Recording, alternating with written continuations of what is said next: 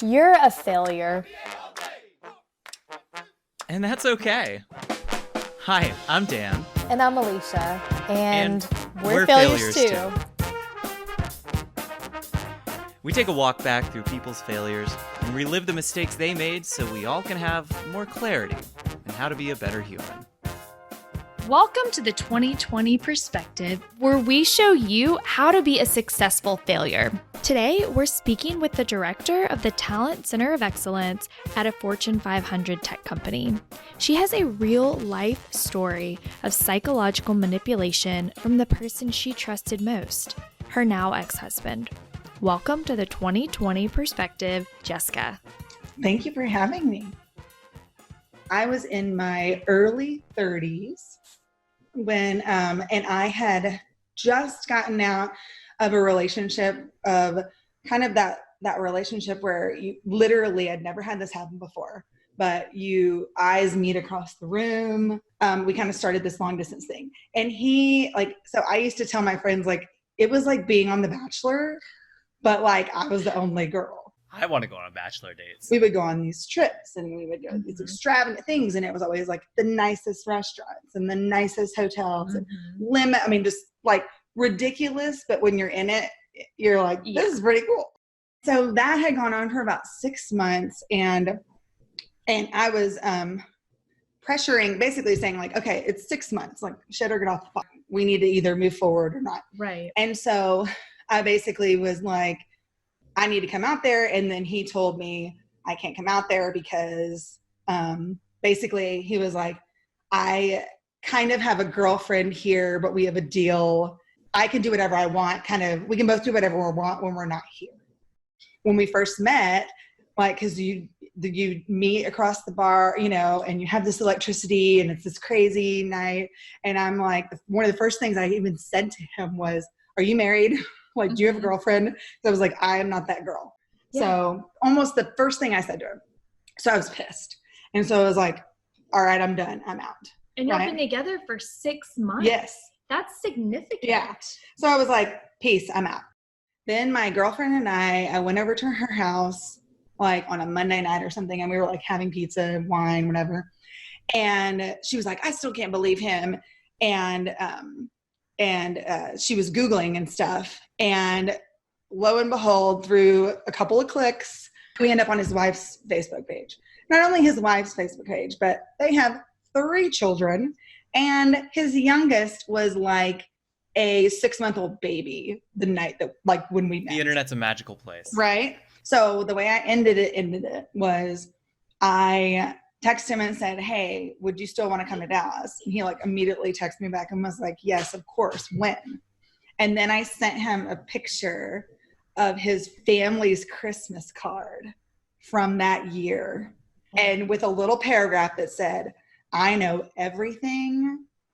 Never speak to me again. Never come to Dallas again. If I see you anywhere, I will ruin your life, basically. Oh my gosh. And that was it. He completely made up this fake persona. And so I was just like, oh my gosh, you can't believe anyone anymore. And this has been a stranger, again, no social media presence, and kind of too good to be true. Mm-hmm. And this is where it ended. So this is the place where I was when I met John. Oh. I did not know that this is where we were going. I thought that this person was John. No. So, plot twist. This is not the main character of the story. This will make sense to you when we start talking more about John. Why? Again, John was someone who I never would have, before this other person, I would have never even looked at him. So Nowheresville guy, let's call him Sam. Mm-hmm. Sam has just you were just on the biggest high from meeting this person that you instantly connected with, cliche as it is, love at first sight. Yeah. Totally just rocked your world, was very calculated about creating an entire different life because he was like trying to escape his or whatever. Whatever. And you were We'll like, never know. bye. You found that out and you were like, okay, bye. So now you're moving on with your life. Right. And so it was like, I just like cleaned the slate. None of that stuff matters. Like what matters is that they're a good person. Right. But like all money, like all the flashy stuff that I felt like blinded me a little bit with Sam is what I was like, that doesn't matter anymore. And so that's the place my head was at. Yeah. Right. Okay. So basically I was in therapy and I was trying to figure out about dating again and trusting again. And John was a Facebook friend of mine because we grew up in the same small town. We went to 2 different high schools because like I was in a small town in Texas and then immediately attached, like drive through one stoplight and you're in the next little small town of Texas. And he went to that school, but he was best friends growing up with a guy that I went to school with for my whole life. So you seem safe because I knew him. Right. You always go, like, you feel a little bit, I guess, more comfortable with like a friend of a friend. And so basically he had reached out to ask some question, doesn't matter what, you know, and then it was like, hey, how are you? Hey, how are you? You know how you do that thing. Yeah. And then we started talking. And again, it was easy. It was safe. And so when he asked me to go on a date, I was like, sure. And I just figured he had just gotten divorced. He had 2 kids. They'd been married for 6 years, you know, seemed pretty standard, right? I mean, at this point, you know, still early 30s, like, and I even reached out to that childhood friend who is still my friend. It was still his best friend and is like, hey, I'm talking to John. Like, what do you think? And he was like, oh my gosh, that's so crazy. I can totally see how you 2 would hit it off. So then we started dating and it started pretty strong. And he, you know, he lived in like a 1-bedroom apartment up in North Dallas in one of the suburbs. His story about his, you know, ex was basically they dated this like one summer at the end of college and she got pregnant. She was Catholic. Her parents made them get married. And then it just, you know, they changed and this is the story I got. Yeah. Totally believable. Like, totally believable, normal story that you wouldn't judge anyone for. Right. And really, it's not necessarily like your place to judge. He seemed normal. He seemed nice. He seemed authentic. Very much so. Yes, very, very, seemed very authentic. And I never dated anyone with kids, but it just happened very easy. And I think it was so opposite of the bachelor date. Sam. Yeah, with Sam, I was just intrigued. So things are pretty normal for several months. We're going on normal dates. We're staying home with kids. Like I'm babysitting the kids sometimes. We're doing stuff with my family. My parents meet the kids, all that stuff. We meet my best friends, all that. And then it'd been about 3 months. And one day, at breakfast, I think we went out to breakfast or something. He was like, I need to tell you something. And I was like, okay, you know, you brace yourself. And he said, so I like to gamble. So he was like, this is one of the things that I like to do. Da, da, da. And I was like, okay, you know, I'm cool with that, whatever. And he's like, my ex-wife thought it was a problem, but you know, I don't ever gamble what I don't have and whatever, like, it's fine. So then like, I was like, okay, that's fine. As long as you're being responsible, you know, and not spending money you don't have and things like that. That's interesting because the fact that he brought that up to you as like a thing unsolicited and like fessed up is almost like admirable. Right. That you weren't like poking around and like, hey, where were you last night? Oh, well, I was at the casino. Like, right. He just came up like transparent as possible, to be honest with you. This is where the manipulation starts. It had been about 4 months, about a month after this conversation, whether I got a phone call or an email or, you know, a text from my bank or whatever. But long and the short of it, there were all these charges at ATMs in Oklahoma off of my credit card. We've been dating for 4 months. Okay. Yeah. So I'm like, what? And I think, again, it's hard for me to go back, but I think he had my credit card because I'd already like started doing things like he didn't ask me for money, but he started, he's paying child support, just got divorced, like paying rent, like whatever. And I would do little things like just go fill up your truck on my card or just like little things, or I'll grab dinner tonight. Like he didn't ask me for money or make it seem like he was in trouble or anything. I just was offering it. Yes. Also calculated. This was all in the plan, unbeknownst to me. So I'm like, what the hell? Right. And so he basically is like, well, I understated kind of the gambling stuff. I do have a problem and I'm so sorry. What can I do to make it up? Blah, blah, blah. And so I'm like freaking out because I'm just like, what in the hell? Like my boyfriend just stole. And it was a big enough amount of money. It was thousands of dollars probably. And the big thing I can remember from it was all of my friends were going to Colorado for one of our ski weekends. And he was supposed to come with me the first time he was going to meet everyone. And I was the one that was paying for it. You know how like somebody rents the house and everybody like pays you, and like he ran up that card and I couldn't pay for it. And so I had to tell one of my best friends and was like, can you guys please cover this and I'll pay you back, but I can't cover it anymore because like the rest of the deposit was due and my card was maxed. Because at this point, John is describing it as a gambling problem. Yeah. I have a gambling problem, but I'll do anything you want. I'll go to GA. So there's GA, this is just like Gamblers Anonymous, which is just like, Alcoholics Anonymous. Yeah. There's a Gam-Anon, which is just like Al-Anon, which is for people that are in relationships, right? So like, he was like, I'll do anything, whatever. And so again, I weigh my kind of options of, like this person, I still believe in this person. Like, I love him. Like I'm in with his kids now. Like I've already been envisioning kind of our future. And I basically weigh my options. Not everyone's perfect and you figure out what you can live with. Yeah. Right. And especially if they're willing to change or do something different, you're like, well, yeah, it sucks. It's not ideal, but we can work through this together. If they're willing, that's like the one thing that you need to move forward. I'm also kind of jaded. Again, I just feel like it's so important to put the Sam situation in perspective. Because again, Jessica before Sam would have never even dated John for reasons, whether they were good reasons or not, just where I was in life. And I just was so jaded in these certain spaces that I just was. And because I felt like he was being so honest with me. Right.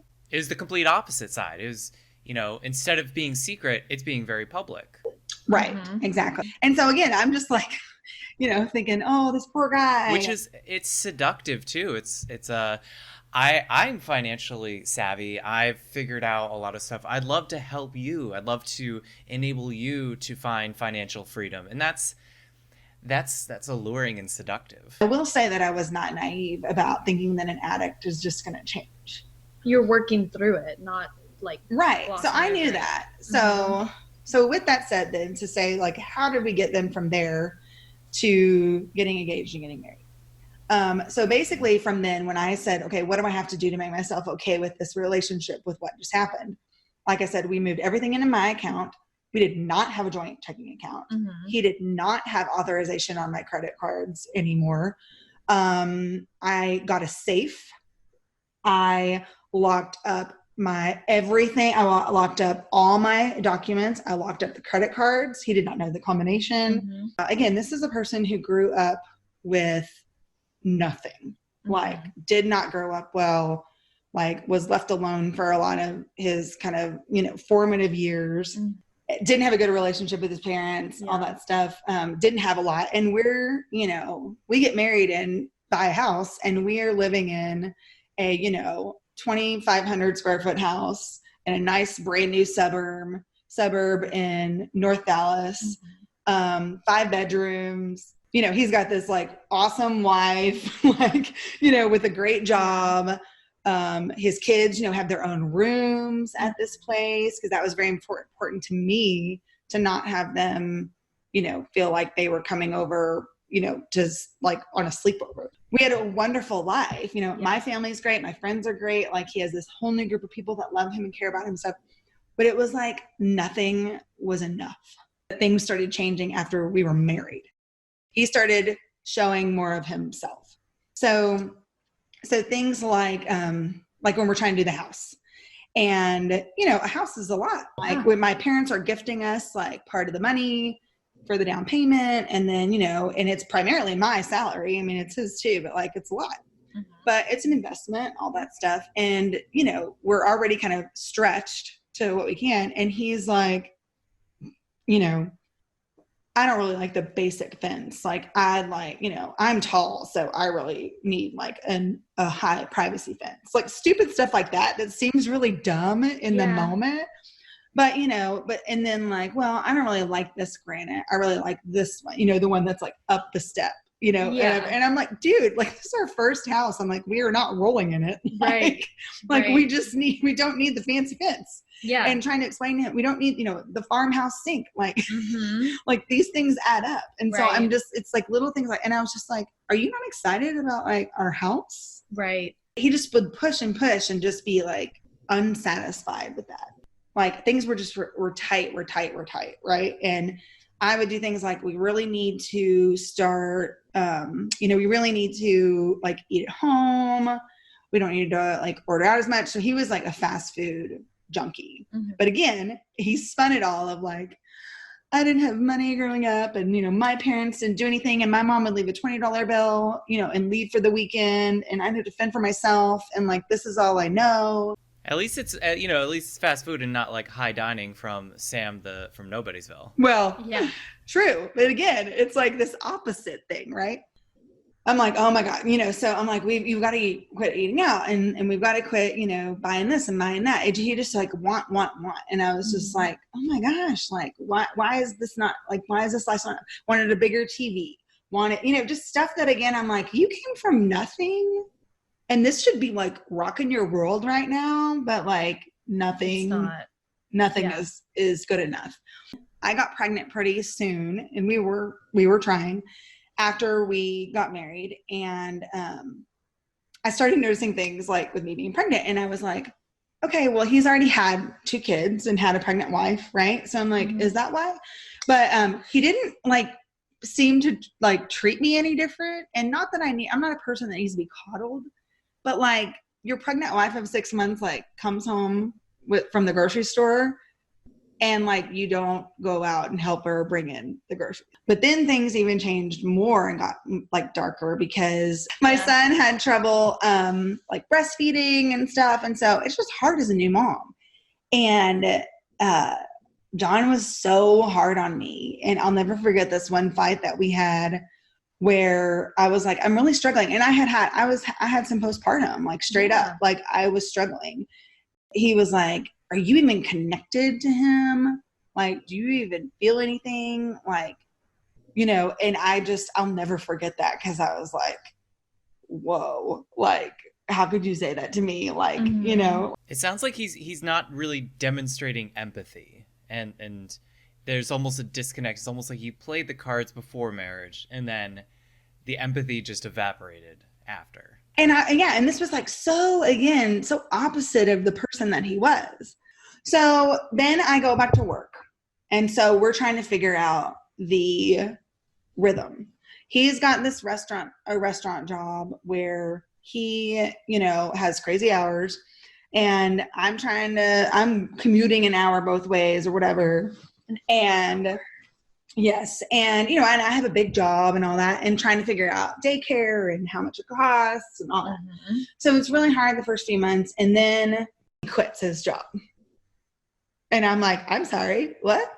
And he's just like, things blew up and I'm over it, whatever. We're just going to do it. And so I'm like, oh, so that's not responsible, but again, here we are. Whatever. Yeah, what can you What do? am I going to do?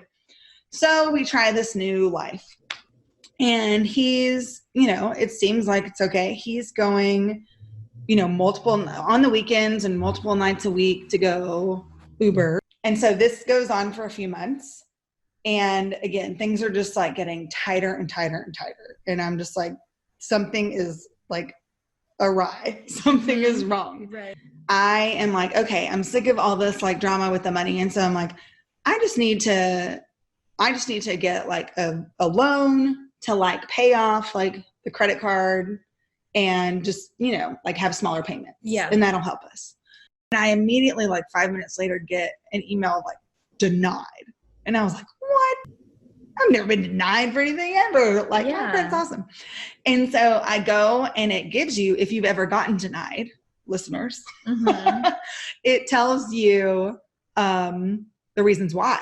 So I run my credit report and that's when everything blew up. Tell us more. Yes. My credit was in the 400s. And you're thinking it's like 750-ish, Yes. like, yeah, Yes. you can do anything. Yeah. Yes. I have the credit cards that were locked up in my safe, who I thought we weren't using anymore, and who I wasn't getting like I didn't have paper lists or anything like that coming, were all maxed out. There was a payday loans that had been opened in my name. There was another credit card that had been opened in my name, in my social. And, and one other like kind of new credit card that had been in my name. And ran all the way up and never paid and stuff. And I had no idea. And I was at work. It was a Monday morning and I was at work and I was like, holy shit. And I knew. Yeah. I knew it was him. Yeah. And so I texted him and I was like, what the fuck did you do? Yeah. And so I start digging and I'm like, give me every single password. Give me this, give me that, whatever. And he's reluctant at first. And he's very much like, this is the other like, kind of manipulative. And he did this the first time when he stole the money from me and only been dating for 4 months. Like he apologized, but it wasn't like how you think someone who did something like that would be like groveling. It's just sort of like, yeah, I know I said I was sorry, but like, let's move on. Like that's in the past. We can't dwell on the past. You know, like we got to move on. No big deal. Yeah. I did decide to leave him really quickly, actually, because I just ended up having these visions of like how I used to think about like fun things, like, you know, about like you dream about like when your kid turns this age or high school graduation or when they go to college or whatever. You dream things about your family in the future. And like all of mine started turning into like even if we could fix this now, he would do it again. He's messed up. Yeah. Yeah, that's twice. Like, fool me once, shame on you. Fool me twice, we're ending this. Yeah. Yeah. Exactly. And so, but he was again very manipulative, and he will still to this day say that I am the one who chose to end our marriage. And I did, but like after the decision, after my arm was twisted to protect myself, to protect my son, right? Like, I mean, he completely ruined me, you know, financially. Like, and so all this basically come to say that sitting at the kitchen table with my family that day, and my family, my dad is a doctor. He had a practice for many years. He just sold his practice, but basically they went and transferred me, you know, a ton of money to just clean it all up. And then I could start paying them back, which I have been. And that was almost 3 years ago. And my credit got back pretty soon. But like my car note, like I always say, like I have the most expensive Honda Accord ever, because I pay over $600 a month for a Honda Accord. But that's because I'm still paying for 2 of his cars that are rolled into my notes. I went through a lot of, again, soul searching and figuring out if I should press charges against him, because what he did, I mean, he did multiple criminal things, you know, and whether he should be held accountable because he's just been living this way. And I talked to my lawyer friends, I talked whatever. It took me several months, but I finally decided to do it. I walked into the police department. I filled out a police report. It was a huge thing for me to do. And then I got this, dick of a detective who basically treated me like how you see in the movies, like sometimes the police treat like an abused woman. Mm-hmm. Well, why didn't you leave earlier? Well, like, why didn't you wait so long to press charges? Well, he was your husband. Well, yeah, I know. Like, that's why it took me so long, because he's my freaking husband and the father of my kid. Right. But all of this is still illegal. Yeah. Doesn't change the fact of the matter. Yeah. And he basically told me at the end, he was like, yeah, the DA is not going to take this. I even had a friend this week say something about like, well, John made it easy for you, Jess, to just walk away. And I was like, easy? Like choosing to blow up your family is never easy. Yeah. Even if your arm is twisted, and it was I never wanted to be divorced. I never wanted my son to grow up, like not even remembering his parents together. Yeah. Like I didn't want to lose the other two kids. Like, I mean, this was horrible. Yeah. But I knew it was like a crystal ball. I knew that it was just going to be like this forever. And How did you know that? I really had these visions. So you kind of like projected yourself into the future. Mm-hmm. Like literally I used to have, and maybe, I don't know if it's, I mean, yeah, if you get married, if you have children, you have these moments of like imagining what it'll be like, as a family when this happens, or like, again, I would have dreams about the big kids, like when like graduate from high school, or like the first car, or like the first, like I would have these moments of thinking about our family in that way. Yeah. And after that happened, I literally started only having visions of, the oldest one is going to be, 16, and we're supposed to get our car, and he is going to have drained our bank account. And I still have this vision. My son's going to be 30 years old, living his life somewhere, and his deadbeat dad is going to come knocking on the door, no matter how many years he hasn't seen him, asking him for money. Or the first time, the second oldest gets a job, like guess who's going to be asking for part of that paycheck?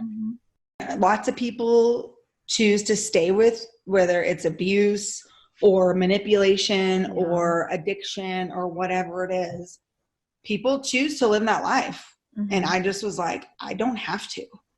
And both my parents came into my room, my old childhood room. I was laying in bed in my childhood room, and they were on either side of me, and they took my hands, and I was crying, and they were like it's going to be okay, and this is where I'm going to get emotional, because it's like the last place I ever wanted to be, but like it also reminded me of like that, like you never stop. Like my parents were like, you never stop being a parent, you never stop protecting your kids. And I still feel guilty of like putting them in that position, but I'm so grateful, because I would not, like my son and I would not be able to have gotten away from him. Yeah. We might have had to stay. And that's my thing is, after this happened to me with this financial and the manipulation and the, what he did, like the just taking advantage and everything, stealing all the things. And then plus how the police handled it, I was like, if I was not in my position, like if I didn't have success and a good job and good family and friends and even the help of my family, like there are so many women that are just screwed. And not even women, so many men. Like you meet someone in your life like this who can destroy it. And people don't get like that's what John was always like, what? It's just money. It's just money. And I'm like, no, like it's trust. Yeah, it's financial stability, the entire well-being of your family.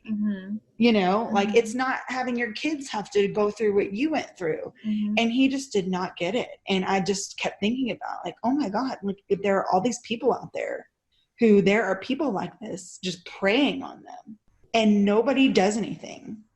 So, through this entire experience, you learned a lot about narcissists and sociopaths and financial security.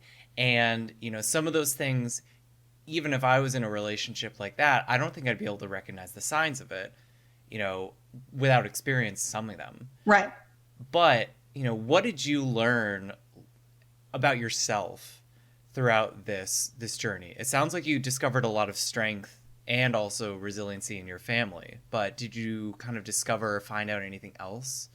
Yeah, like my family and I talk about, and we make the joke of like, we did think of ourselves as very like open, non-judgmental people, right? And we're like, well, that bit us in the ass. And so we make jokes now about like, oh, we're going to be super judgy now. But to break that down into like lessons learned or whatever, listening to your gut or red flags or even just like things that you're not comfortable with, like that doesn't make you a judgmental person. I think so much of like, I was trying to fight that feeling of being judgmental. And part of that is when someone's so different than you, it's easy to judge, right? And you're uncomfortable with it. But part of it also is it also allows you to, dismiss it, because you think it's so different from you that you're like, oh, I can't imagine that. I don't understand that. Mm-hmm. But like, it doesn't mean if it starts kind of encroaching on your own values and your own way of thinking, it's okay to judge, if you will, that it's not right for you. Because it sounds like, judgment is a way of protecting yourself a little bit. It's saying like, where do I stand? How do I feel about this? And, part of that is understanding others. And I think that's important, and the empathy, because it sounds like that disappeared from a sociopath relationship. But also it gave you some signals. And once you started listening to those signals, you started seeing the story that you couldn't have seen before it was happening. Right. And the really hard thing with, again, narcissists, sociopaths, or one or the other or both, is, you really can't see it coming. Mm-mm. When you're in it. And that's kind of the scariest part about when you talk about lessons learned or how do I avoid it. You can't avoid it because you're not going to see it initially, because that's how good they are. But it's the little things that you kind of pay attention to and you pull the thread on, mm-hmm. and then things will start to unravel. Mm-hmm. I think it's just being smart about, there are things that I am willing to talk about my life, or, be transparent about, or whatever, good and bad. Like, then somebody else should be able to do the same. And if they're not, and it's either like overly transparent, mm-hmm. or not at all, then it's kind of like, well, what's the deal with that? That's when I want to dig more and say why.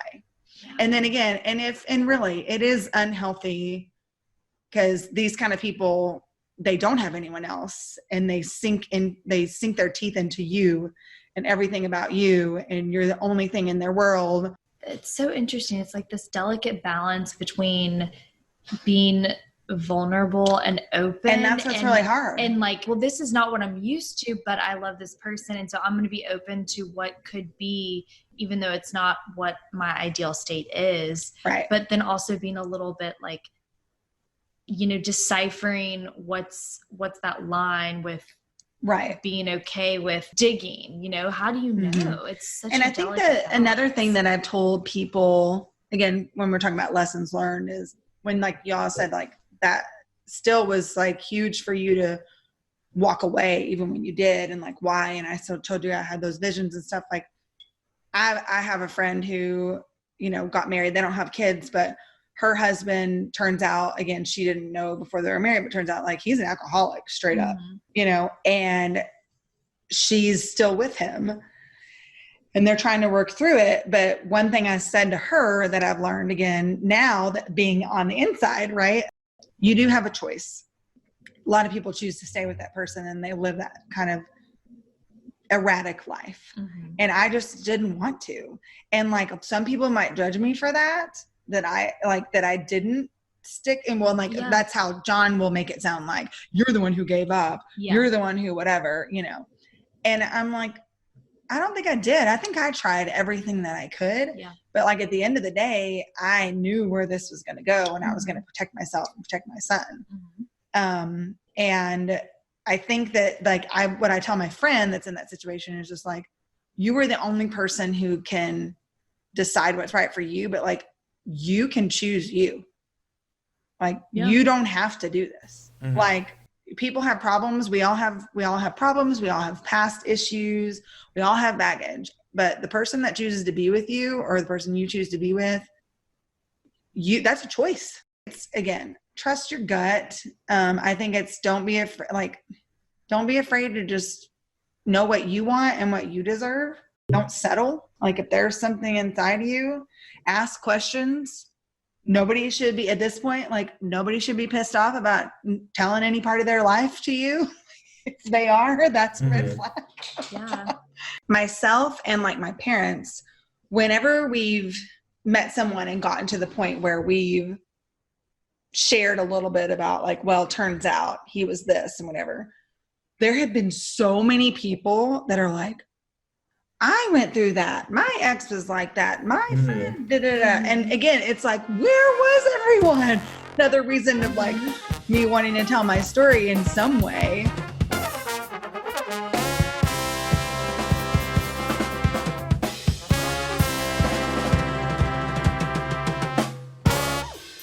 A lot of interesting thoughts from Jessica's interview. And we should also clarify that interview we had with Jessica was something like 3 hours, and we trimmed it down for clarity. So hopefully we'll refer to like all the stuff that ended up in the podcast. Right. Than some of the stuff that we couldn't put in just simply because of length and kind of the clarity of the story. Right. We polished off a whole bottle of wine and talked for hours. Even after the interview, we talked more. There's so much to unpack with her story because it's been her life, you know? And so there's so much to talk about. And what I really liked is that she's continuously learning and taking lessons from that experience and applying it to present day and work and life and, you know, raising her son. You know, what kind of stuck out to me is lots of things stuck out to me. I feel like I have a lot of similarities with Jessica, but I also dated a person who was a recovering alcoholic. And not that it's the same as hers, but I feel like in some way there's, you know, like a addiction, there's kind of like a mental situation going on. And, you know, I don't know much about alcoholism, so I don't want to like act like I know everything. But, you know, when I asked her a question at one point, if she thought at any time that she was never enough, and she said yes, it's like this person that takes up so much of you and your strength and your life, but you're already so deep into it that it's hard to get out, and it's hard to see that alternate perspective until you zoom out. And you know, for me, when I broke up with my ex, you know, I think I wanted it to work so badly, not because I was so in love with him, but I was just ready for that next chapter with the person, that when we broke up and I zoomed out, I was like, I'm never going to be enough for this person, because even though they don't drink anymore, they are addicted to other things. And one thing was, you know, like the drama of relationships. It was that high of like a new relationship and drama and always being on his toes. And I'm just not that kind of gal. So, you know, kind of facing the truth and, like she said, making a choice that I'm never going to live up to what this person who might have a disease, whatever you want to call it, has. I'm never going to be able to be enough for that person. So, you know, this is, I think, a really important insight.